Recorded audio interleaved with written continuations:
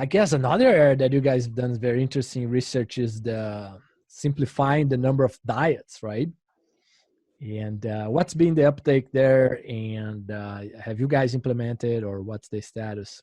It's interesting that you asked that question, because I was going through some internal research on single diets yesterday.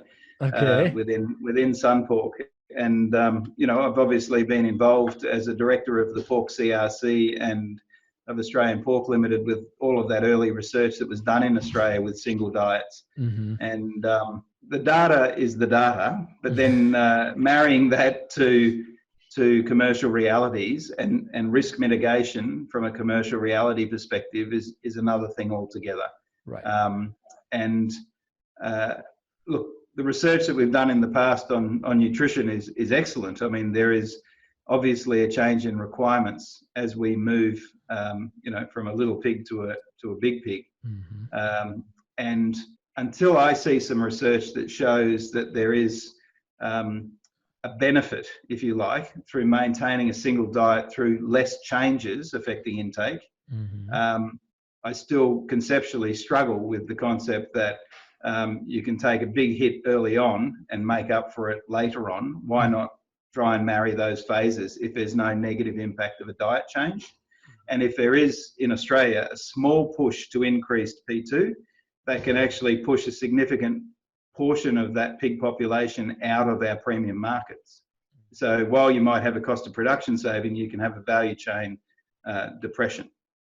So I would like to see a lot more research done on the single diet concept, particularly over the change of seasons, where we come from maybe a very warm season into autumn, for example, where the pigs traditionally eat a lot more, Mm-hmm. where they've had a slow start, and when they're coming into a better diet and they're eating a lot, how that affects the outcome. Right. That's number one. The second thing, Marcio, is worldwide, even with renewal of the NRC recommendations, etc., worldwide, we haven't done any detailed requirement studies the way we used to do them 20 or 30 years ago with our modern genotypes. We often extrapolate a lot of data. That type of research is very expensive. And to be honest, I mean, I think there's a lot more to be gained out of some detailed requirement studies done properly, empirically, like we used to do them, that give us the new requirements, and try to review our diets relative to that, because we're dealing with a very different pig to the one that when all that traditional research was done. So I would love to see some worldwide investment in proper requirement studies. Yes.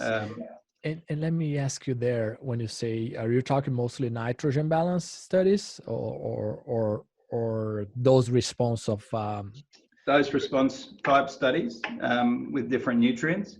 I mean, an interesting thing is requirements are going to be, they're dependent entirely on intake. And I can put a challenge out there. Go and look at how the intake figures in NRC have changed in 30 years. Right. They haven't. Right. Very, very little. Okay.